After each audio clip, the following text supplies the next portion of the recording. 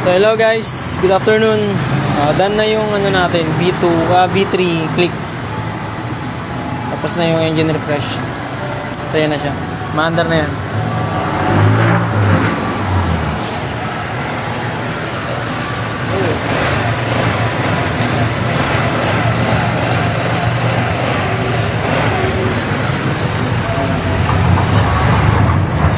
So ito kanina nagtaka ako kasi yung auto sensor niya nakapula lang, steady zero, and then yung speed engine niya na-stuck lang ng 1.2.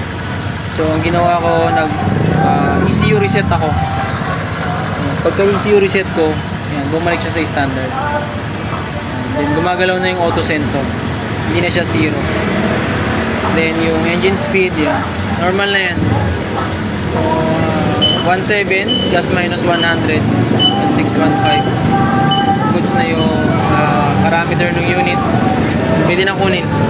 Then ganyan ko pa ito pinainit, 85.